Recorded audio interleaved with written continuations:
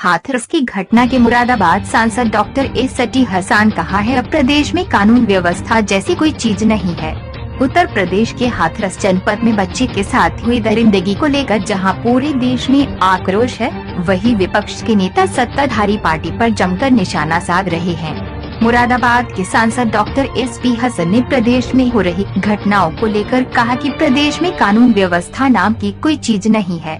कानून व्यवस्था पूरी तरीके से चौपट हो गई है। जब प्रदेश में अधिकारी को रंगदारी मांगने लगी है, तो आपको अंदाजा लगा सकते हैं कि प्रदेश में कानून व्यवस्था कैसी है।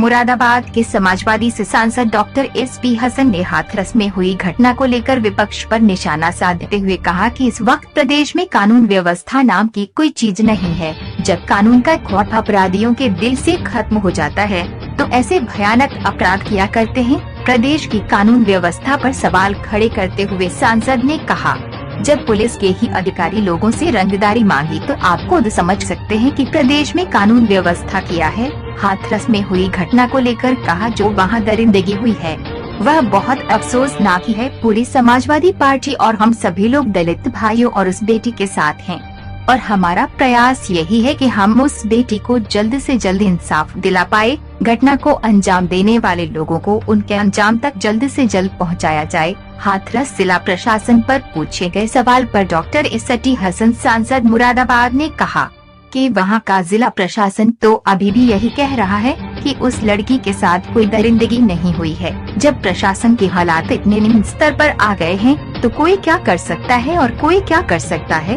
क्या इंसान को अपने लिए इंसाफ मांगने की भी इजाजत है? क्या हम एक प्रजातंत्र देश में रहते हैं? ये बात तो हमें अब सोचना पड़ेगा कि हम डिक्टेटर वाले प्रदेश में रह रहे हैं क्या? जब अधिकारी कहने लगे ऐसी दरिंदगी वाली घटना के लिए कि उसका बलात्कार नहीं हुआ, उसकी रीढ़ की हड्डी नहीं टूटी है, जबान नहीं काटी है, हो शायद ये हो सकता है कि बात सच हो, लेकिन ये बात पोस्टमार्टम में नहीं आए। जब गरीब को इंसाफ नहीं मिलता है, तो कहीं ना कहीं ऊपर वाला इंसाफ करता है और उसके इंसाफ में आवाज नहीं हुआ करती, और उसका हिसाब इस तरीके का होता है कि लोगों की रूह कांप जाती है।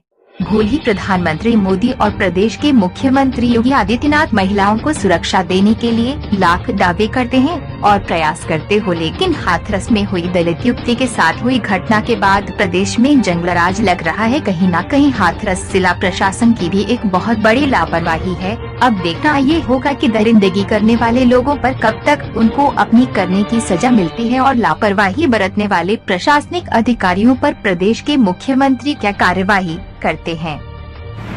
देखिए, बहुत अफसोसनाक बात है, एक मासूम बच्ची के साथ इतना जुल्म हुआ कि जिसकी ज़बान काट दी गई हो, रीढ़ की हड्डी तोड़ दी गई हो, बलात्कार हुआ हो और उसने अपनी जान दे दी।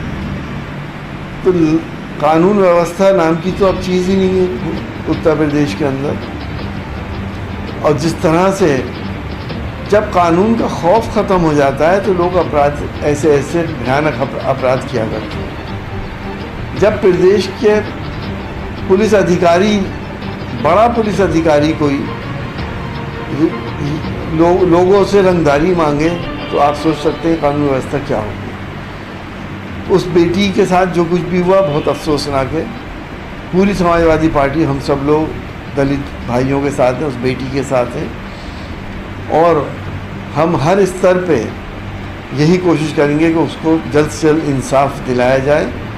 जिन लोगों ने काम किया उनको जल्द से जल्द उनके अंजाम तक पहुंचाया जाए। प्रशासन की भी लापरवाही है। 4 दिन बाद उसको रखे खातिर